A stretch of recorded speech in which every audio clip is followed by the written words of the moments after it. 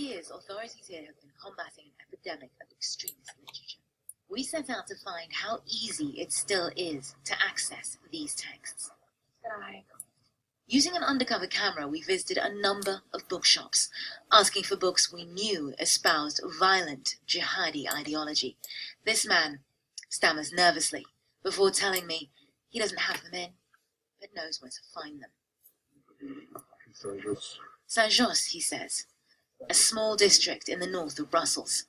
We head to Saint-Jos. Another bookshop, another stammered answer. We're directed to the center of town, back to the first shop. It's starting to feel like we're being given the runaround. Hint Frehi knows these bookshops all too well. Several bookstores in Brussels. 10 years ago, the researcher visited many of them undercover to expose the extremist literature openly for sale. After she published her findings, she found herself at the center of a whirlwind of recrimination, criticism, and threats. The mayor, the police, the secret services, they all said it was too sensational, that I exaggerated. My conclusions were based on, well, just street talks. So they didn't take me serious, and they didn't take the young people at street serious. The buying and swapping of the books is itself part of the radicalization, seen as evidence of commitment, that the ideology is taking hold. Armed with the titles and the publishing houses, we don't have to search much further. Through online bookshops in Belgium, extremist literature is delivered right to your front door.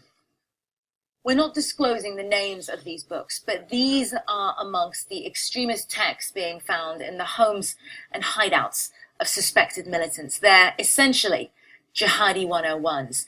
The language in here is horrifying, justifying the targeting of Jews, the conscription of children, and matter-of-fact statements that it's every Muslim's responsibility to bear arms. These are key ISIS tenets. In many European countries, these books are banned. In Belgium, at best, buying these books may attract unwanted attention from the authorities, but the books and their sale is completely legal. Videos like this have grown infamous here.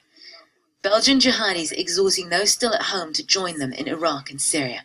Estimates vary, but Belgian security sources calculate the average number of Belgians who have successfully left to join ISIS since the Paris attacks at almost 24.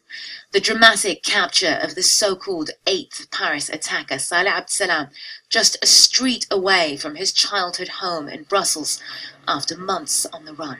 A stark reminder of how hard it's been for Belgian authorities to stay one step ahead of the extremist networks.